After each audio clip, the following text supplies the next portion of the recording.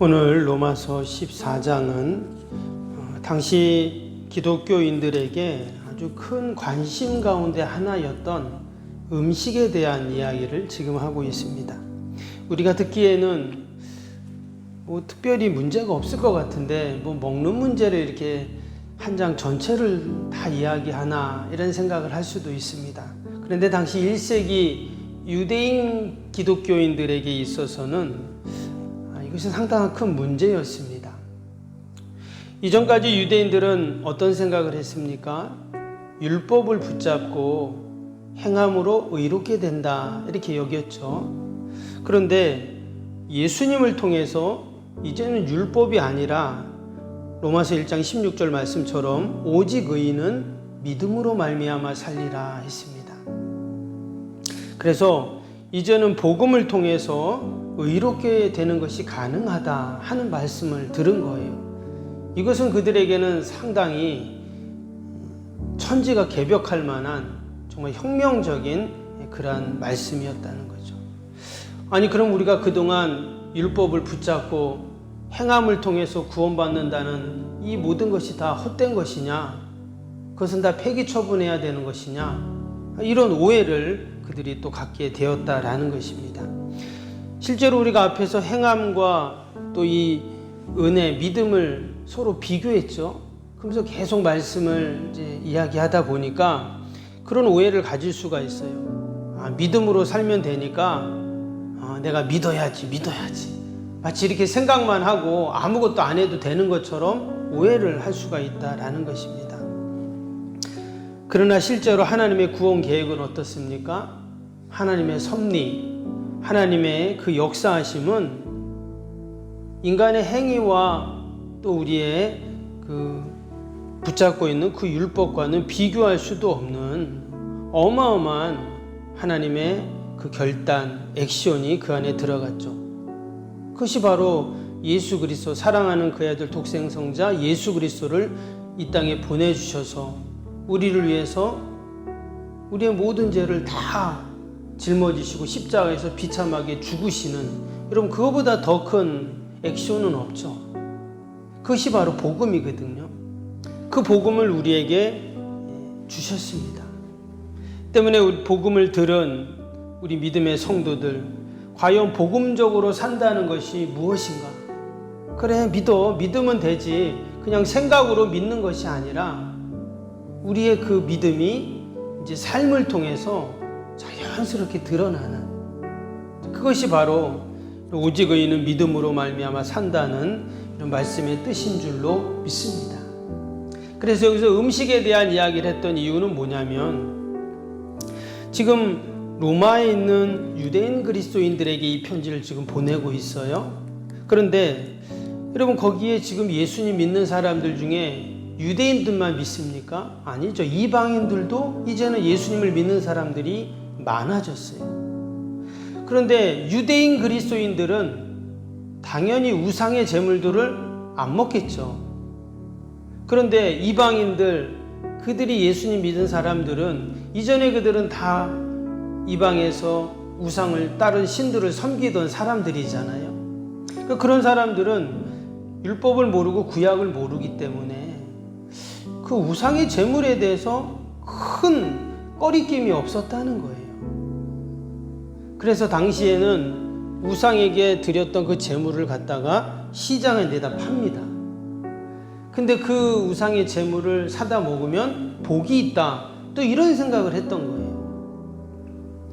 그런데 이제 예수님을 믿게 됐습니다. 우상 숭배가 가장 큰 죄라는 걸 알게 됐습니다. 그런데도 여전히 그들이 이전에 우상의 제물을 먹는 그런 일들이 있었다는 거예요.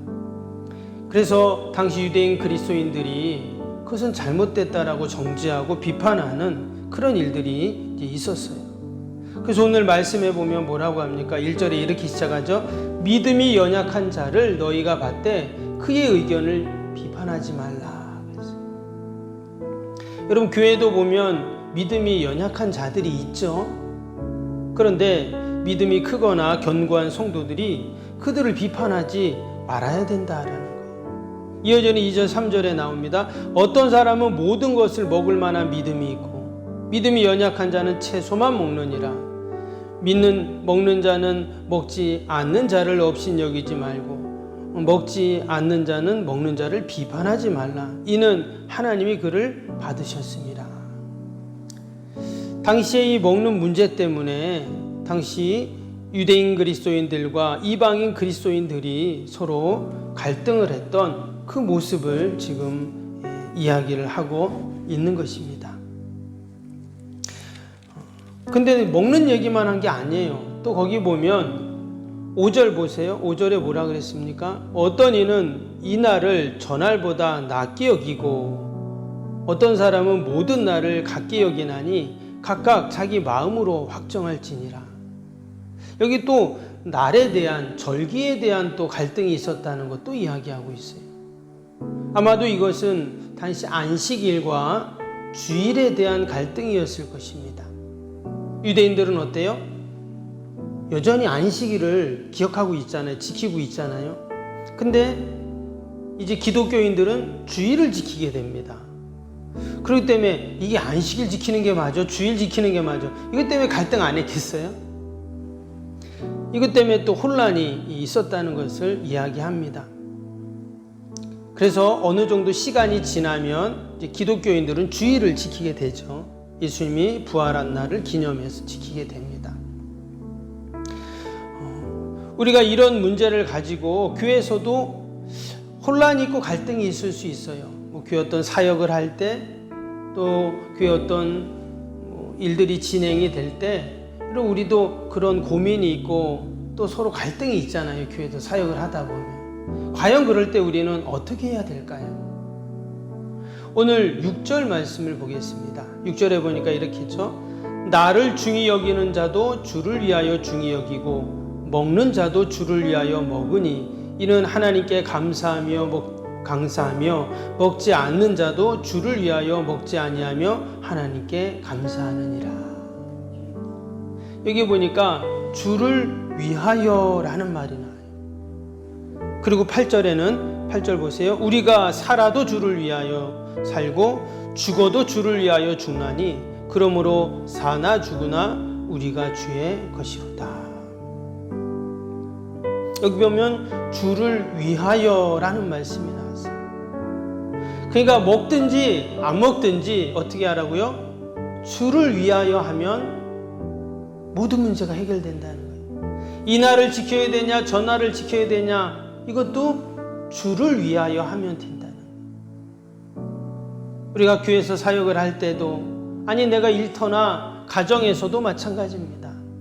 어떤 일을 하든 주를 위하여 그 일을 하면 모든 문제들이 해결이 된다는 거예요. 자녀를 키울 때도 내 건강의 문제도 또 내가 계획하고 소망하는 모든 일들도 어떻게 해요? 주를 위하여 라는 기준에서 그것들을 해결해 나가면 여러분 은혜 가운데 모든 문제들이 잘 해결될 줄로 믿습니다. 이것이 바로 복음적인 삶을 살아가는 이런 우리 성도들의 모습인 줄로 믿습니다. 우리 주님은 어떻게 하셨다고 했습니까? 3절 보세요. 먹는 자는 먹지 않는 자를 업신여기지 말고 먹지 않는 자는 먹는 자를 비판하지 말라. 이는 하나님이 그를 받으셨습니다. 하나님이 먹는 자도 안 먹는 자도 연약한 자도 견고한 자도 어떻게 해요? 다 우리 주님이 그를 받으셨다. 받았다는 것은 무슨 말이에요? 받아들였다 이런 말이잖아요. 우리가 때로 보면 저 사람 왜 저래? 나 저 사람하고 상종을 못하겠어. 말하기도 싫어. 이럴 때가 있어요. 근데 주님은 어떻게 해요? 다 받아들이셨다는 거예요. 여러분 우리가 무슨 일을 하던 주를 위하여 하고 또 주님이 우리를 받아주셨던 것처럼 우리가 받아주고 이해하고 또 우리가 사랑으로 품어주면 여러분 모든 어려움들은 다 해결될 줄로 믿습니다. 아멘. 오늘도 우리가 만나는 모든 자들 저와 여러분을 통해서 여러분 다 기뻐하고 즐거워하고 행복할 수 있고 또 복음을 듣고 우리가 받았던 그 은혜를 나누는 여러분 은혜가 있기를 주님의 이름으로 축복합니다. 또 한 가지 17절 보겠습니다. 밑에 17절 한번 보시면 하나님의 나라는 먹는 것과 마시는 것이 아니요 오직 성령 안에 있는 의와 평강과 희락이라. 앞에서 지금 먹는 거 마시는 거 얘기를 했죠. 사람들은 그게 중요한 줄 알고 어떻게 그럴 수 있냐, 어떻게 우상에게 드린 재물을 먹을 수 있냐, 아니 좀 먹으면 어떠냐, 이런 갈등이 있었다고 했어요. 그런데 하나님의 나라는 이런 먹고 마시는 것이 그것이 본질이 아니라는 거예요. 뭐가 중요해요? 오직 성령 안에 있는 의와 평강과 희락이라. 우리가 성령 안에서, 이 말은 성령님을 의지한다는 말입니다. 여러분, 내가 성령 안에 들어가야 되는데 성령이 어디 있습니까? 들어가긴 들어가야 되는데 뭐 성령이 보입니까? 그래서 성령 안에서라는 말은 내가 성령님 의지한다는 말이에요. 성령님 의지하고 성령님 생각하고. 보이지 않기 때문에 우리가 늘 잊어버리잖아요. 그러나 내가 생각하는 거예요. 성령님, 오늘도 내가 짜장면을 먹어야 됩니까? 짬뽕을 먹어야 됩니까? 이게 성령님 의지하는 거예요. 아무것도 아닌 것 같지만 작은 일도 성령님께 맡기고, 성령님, 오늘도 제가 병원에 가야 되는데 성령님 좋은 의사 선생님 만나게 해주세요. 오늘도 내가 일을 하는데 피곤하지 않고 사고 없게 해주세요. 오늘도 멀리 타지에 있는 자녀들 하나님 지켜주시고 보호해 주세요. 우리가 뭐 기도할 때도 마찬가지고 일할 때도 마찬가지고 늘 우리의 생각 속에 성령님을 의지하고 생각하면 여러분 이것이 성령 안에 있는 것입니다. 그럴 때 하나님께서 우리의 삶을 어떻게 인도하십니까? 의와 평강과 희락으로 분명히 우리를 인도해 주실 줄로 믿습니다. 오늘도 성령님이 우리를 도와주십니다. 우리 복음을 들은 모든 믿음의 성도들은 사나 죽으나 우리가 다 주의 것임을 기억하면서 오늘도 믿음으로 승리하는 저와 여러분이 되시기를 주님의 이름으로 축복합니다. 우리 오늘 월요일 기도 함께 하겠습니다. 16번부터 30번까지 기도입니다. 16번부터 30번까지 기도와 헌신을 통해 보이지 않는 영적 성전 건축이 먼저 이루어지게 하옵소서. 아멘. 모든 성도들의 믿음의 눈을 열어 하나님의 새 역사를 바라보게 하옵소서. 아멘. 성전을 봉헌하기까지 성도들에게 흔들리지 않는 반석 같은 믿음을 주옵소서. 아멘. 이웃사랑 섬김 세계 선교가 한 채 흩어짐 없이 이루어지게 하옵소서. 아멘. 새로운 공간이 다음 세대와 모든 열방을 구원하는 축복의 통로가 되게 하옵소서. 아멘. 교회 건축이 고통당하는 자들의 치유와 회복의 성산으로 쓰임받게 하옵소서. 아멘. 온 성도들이 주님의 거룩한 비전에 하나 되고 소명을 따라 헌신하게 하옵소서. 아멘. 각자의 형편은 다르지만 주님께 빚진 자의 마음으로 동일한 헌신을 하게 하옵소서. 아멘. 성도들이 물질을 드릴 때마다 세상이 줄 수 없는 감격과 기쁨을 누리게 하옵소서. 아멘. 성도들이 땅의 기름진 복을 받아 약속한 모든 헌신을 넉넉히 감당하게 하옵소서. 아멘. 모든 성도가 믿음 안에서 기적의 역사를 이루는 통로로 쓰임받게 하옵소서. 아멘. 사랑으로 하나 되어 주님의 몸된 교회를 더욱 잘 세워나가게 하옵소서. 아멘. 주님의 피로 사신 교회를 더욱더 사랑하게 하시고 서로를 돌아보게 하옵소서. 아멘. 성전 건축이 진행되는 동안 더욱 견고한 사랑의 공동체가 되게 하옵소서. 아멘. 공동체를 위협하는 어떤 역경과 도전에도 사랑과 믿음으로 승리하게 하옵소서. 아멘. 예수님의 이름으로 기도합니다. 아멘. 사랑과 은혜가 충만하신 하나님 아버지, 오늘도 우리가 일터에서 가정에서 또 내가 처한 곳에서 우리가 어떻게 살아야 합니까? 주님을 위하여 우리가 결정하고 행하고 또는 하루도 하나님 영광 돌리는 복된 하루가 되게 하여 주옵소서. 우리 주님께서 우리를 다 받아주셨던 것처럼 때로는 연약하고 부족하고 또 아버지 힘든 우리의 모든 지체들도 우리가 다 받아주고 아버지 우리가 위로하고 격려하며 하나님의 사랑으로 품는 자가 되게 하여 주옵소서. 우리는 사나 죽으나 다 주의 것인 줄로 믿습니다.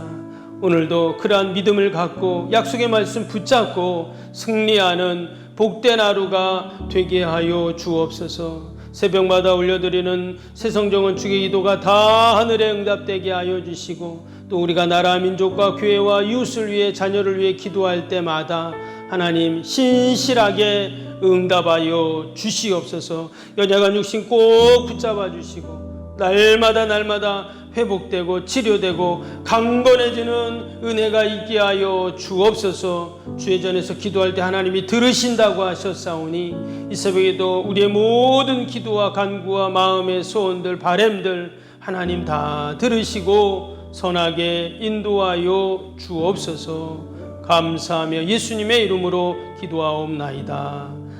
아멘. 하늘에 계신 우리 아버지의 이름을 거룩하게 하시며 아버지의 나라가 오게 하시며 아버지의 뜻이 하늘에서와 같이 땅에서도 이루어지게 하소서.